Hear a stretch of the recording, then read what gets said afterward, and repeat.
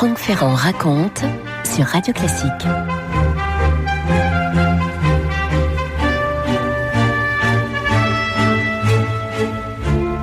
Le 19 juillet 1821, Londres se réveille dans l'atmosphère de fête qui préside toujours aux grandes célébrations de la monarchie britannique.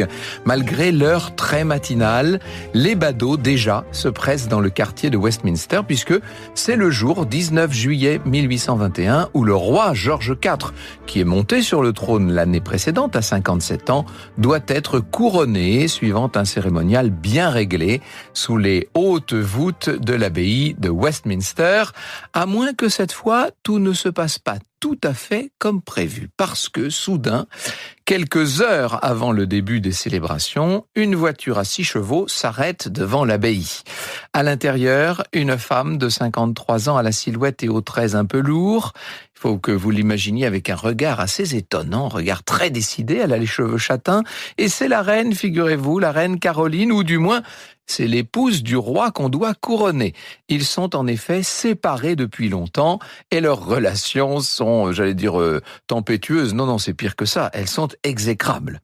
Pourtant, Caroline a bien l'intention de paraître lors de la cérémonie de couronnement de sacre de son époux.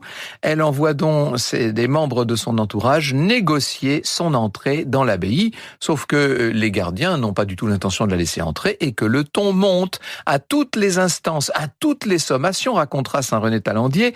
Les huissiers répondaient avec une gravité imperturbable que les ordres étaient formels et que nul ne pouvait entrer sans billet.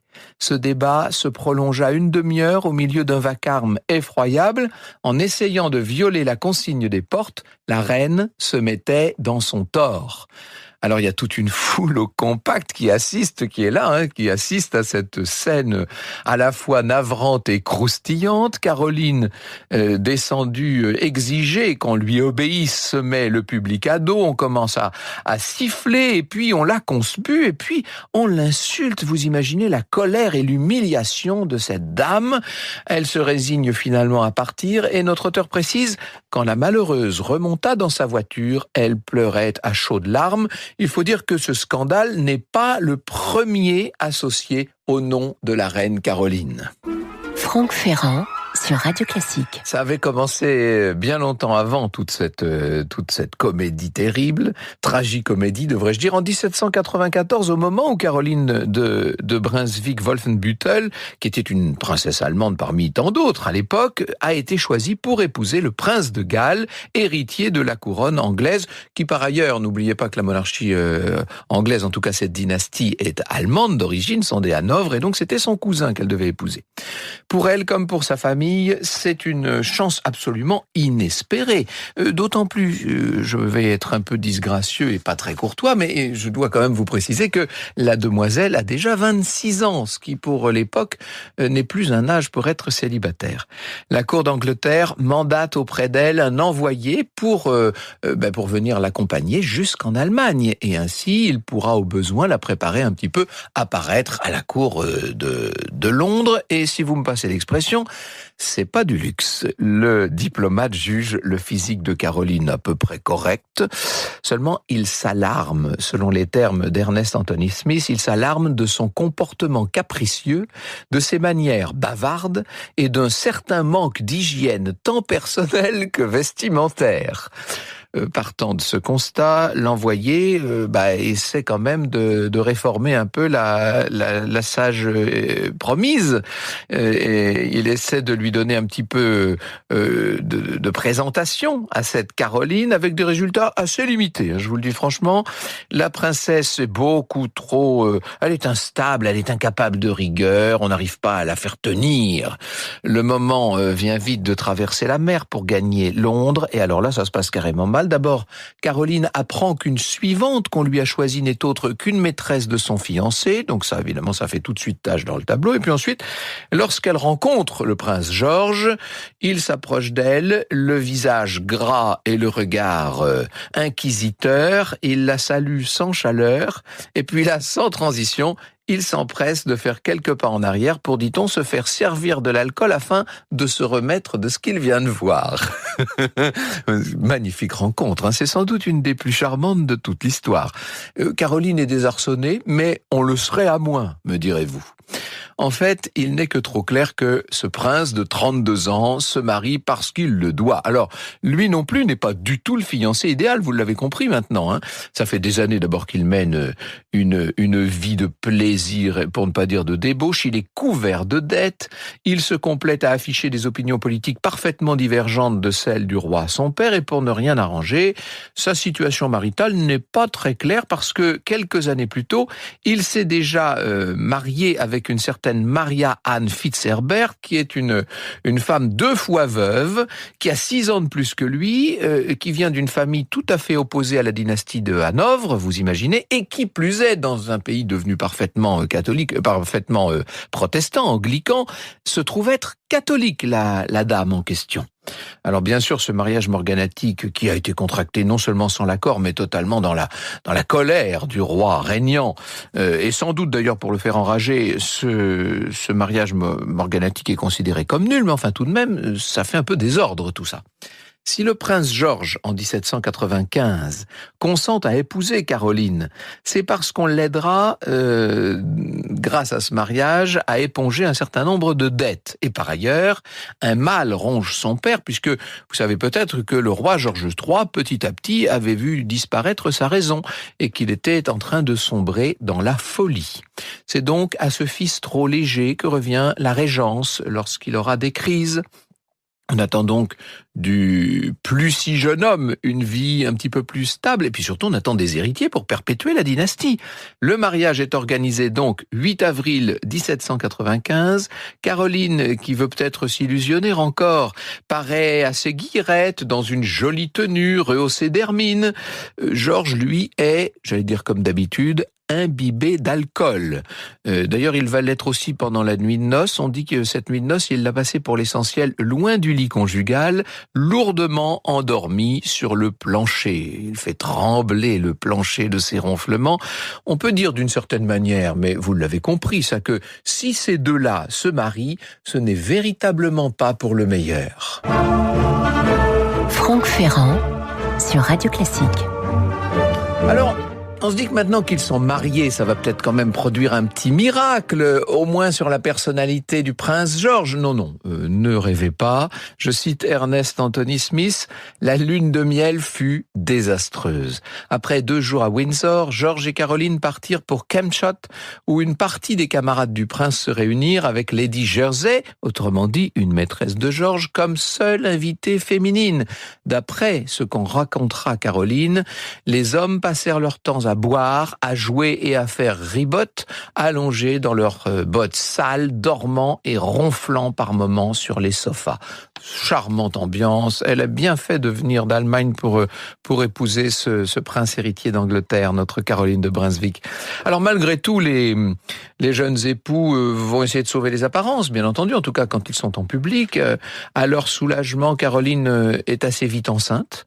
Une princesse va voir le jour en janvier 96, la princesse Charlotte. Est-ce que c'est signe d'une éclaircie? Certes non. George ne supporte décidément pas Caroline.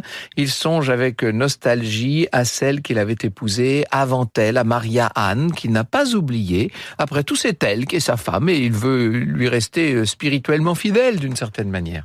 Peu après la naissance de Charlotte, le prince se décide à coucher par écrit des dernières volontés et c'est Maria Anne qu'il désigne comme héritière. Vous imaginez la rebuffade terrible pour son épouse légitime. Et ça ne peut que dégénérer. Caroline, aussi bien que Georges, regardent leur vie commune avec dégoût. Ces deux-là se méprisent, ils se le font largement comprendre et ils prennent à partie jusqu'au roi lui-même, avec des conséquences politiques, inutile de vous dire.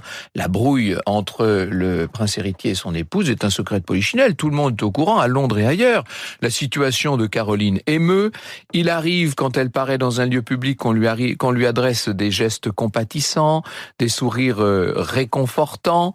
Ça n'est pas bon pour la dynastie des Hanovre qui a toujours souffert d'un défaut de légitimité, nous dit Pierre-Louis Lancel, qui a préparé cette émission d'aujourd'hui. Georges III cherche un compromis entre son fils et sa bru. Une séparation officielle ne lui paraît pas souhaitable. Ben non, ce serait quand même un peu trop scandaleux. Mais dès l'hiver 97, Caroline peut déménager loin de son mari, dans le sud londonien. Là, son quotidien s'allège. Il est plein de distractions et de rencontres. Georges, de son côté, veut retrouver son épouse morganatique, Maria Anne. Il va lui faire une longue cour. Elle finit par accepter de renouer avec lui, à condition que le pape lui assure que leur mariage serait valable aux yeux de l'Église catholique. Et Rome, évidemment, va sauter sur l'occasion. On confirme au Vatican. Ça, pour le pouvoir anglais, c'est également un camouflet. Aux yeux du roi régnant, Caroline est incontestablement la femme du prince. Donc la séparation du couple princier paraît maintenant irrémédiable et au fil des années, les rumeurs vont bon train concernant Caroline, jugée beaucoup trop libre. Il se dit qu'elle aurait des liaisons avec des officiers de marine, entre autres, même qu'elle aurait eu un enfant d'un d'entre eux. Les bruits sont insistants, ils se montrent même de plus en plus gênants et infamants. Alors le vieux roi Georges III accepte la mise sur pied d'une commission pour examiner la vie de sa bru, commission qui devait être discrète en théorie. En 1806, au cours de cette enquête délicate, comme on va l'appeler, des témoignages sont récoltés, on va chercher partout des preuves, en ressort un goût de la princesse pour un peu de gaudriole, des situations ambiguës. Quant à un adultère, ça n'est pas vraiment clair. On pourrait noter que l'adultère de son mari, lui, serait beaucoup plus facile à démontrer. Mais enfin bref, c'est pas dans ce sens-là que ça fonctionne. Caroline est en tout cas innocentée à la déception du prince Georges, que Napoléon appelait à l'époque le prince régent, vous savez, dont il se moquait. Ce prince Georges n'a pas dit son dernier mot. L'année 1806 est dure pour la princesse. Son père, qui est chargé, lui, de tenir tête, presque seul en Europe, à Napoléon. Son père est mortellement blessé à 71 ans, vous savez, dans ce combat d'Auerstedt, qui est un des grands moments de notre saga impériale. Le temps passe dans un équilibre douloureux pour Caroline. Elle voit Georges acquérir pleinement la régence en 1811. Alors cette fois, oui, il est officiellement prince régent puisque Georges III n'est plus en état de régner. Les disputes du couple séparé se répètent au sujet de la fille, Charlotte. Vous savez, que vous vous rappelez, Charlotte qui était née en 1796. Georges estime que Caroline est de mauvaise influence sur sa fille. Il met des difficultés à ce qu'elle passe du temps avec l'adolescente et en 1814, au moment de la chute de Napoléon, Caroline saisit l'occasion de ce bouleversement pour fuir cette Angleterre où elle a toujours été si malheureuse. Le régent n'est pas mécontent de la voir partir. On voit bientôt la princesse voyager en Grèce, en Terre Sainte. C'est finalement en Italie qu'elle va passer le plus de temps. En bonne compagnie, dit-on, dans sa résidence du lac de Caume. Elle reçoit des nouvelles de sa fille, Charlotte, mariée depuis peu à Léopold de Saxe-Cobourg. Charlotte enceinte, héritière du trône anglais. Caroline est attachée à elle. Elle peut aussi voir en elle, sans doute, la promesse d'une future revanche. Elle pourrait peut-être s'appuyer sur sa fille pour retrouver une position, du moins jusqu'à ce qu'un jour de 1817, elle fasse une découverte terrible en lisant la presse, simplement. Elle apprend dans une gazette que Charlotte a accouché, mais ni elle ni l'enfant n'ont survécu. Alors là, c'est terrible pour la mère exilée, bien entendu. On n'a même pas pris la peine de la prévenir de la mort de sa fille, vous imaginez, de sa petite fille. Un petit peu plus de 2 ans plus tard, en janvier 1820, c'est au tour du vieux Georges III de mourir. Le régent est donc Georges IV. Caroline est théoriquement reine. C'est sans doute pour elle le bon moment de rentrer à Londres. C'est ce que je vous racontais tout à l'heure. Elle va essayer de faire une rentrée par la grande porte et en force. Franck Ferrand sur Radio Classique. C'était Yundi qui était au piano, j'ai oublié de vous le dire. Le 5 juin 1820, Caroline revoit les falaises blanches de la côte anglaise. Elle est toujours mariée au nouveau roi. Il lui paraît normal quand même d'occuper sa place, d'autant que Georges n'a pas hésité, depuis qu'il est sur le trône, à adopter une attitude blessante et vindicative à son égard. Caroline a une grande satisfaction au moment de ce retour. C'est celle d'avoir quand même des partisans qui affichent leur soutien sur son passage. Georges a préparé sa contre-attaque. il a dans ses réserves quelques preuves qui relatent les infidélités réelle ou supposée, de Caroline, en Italie notamment. Notre cher Bernard Cotteret, dans ses reines qui ont fait l'Angleterre, nous dit « Le 5 juin 1820, Charles Jenkinson, comte de Liverpool, transmet un message du roi à la Chambre des Lords. Sa Majesté se sent tenue, dit-elle, de transmettre certains documents relatifs à l'inconduite de la reine, en priant la Chambre de leur accorder toute l'attention requise. George IV ne cache pas qu'il aurait souhaité ne pas en arriver à ces extrémités, mais qu'il ne voit pas d'autre solution, vu l'insistance mise par la reine à revenir en Angleterre. Ce qu'attend le roi, c'est que la Chambre vote, après procès, la fin de l'union qui l'enchaîne à Caroline. La reine, comme on pouvait s'y attendre, ne va pas de son côté se laisser faire. Elle dénonce vivement les méthodes du roi, y compris en interpellant directement le public. Autant vous dire que c'est le scandale en cet été 1820. L'Angleterre s'apprête à justifier sa réputation de terre de scandale. Franck Ferrand sur Radio Classique. Le public se frotte les mains. Comme on dit à l'époque, on fait des gorges chaudes de ce qui s'annonce comme un procès inévitable. Les journaux caricaturent la dispute du couple royal et s'en donnent à cœur joie. Il y a une liberté de la presse à l'époque en Angleterre, n'est-ce pas? Sur un dessin, on voit par exemple le gros roi et la grosse reine en train de se jeter des immondices à la figure, ce qui, après tout, traduit assez bien la réalité. Le cœur du procès commence au début de l'été. L'honneur de Caroline est malmené par les alliés du roi. On évoque l'exil de la reine dans ce procès, ses accointances pas toujours très claires, ses liaisons dont on peut imaginer que certaines ont été plus qu'amicales. Ces attaques ont quelque chose d'indigne, évidemment.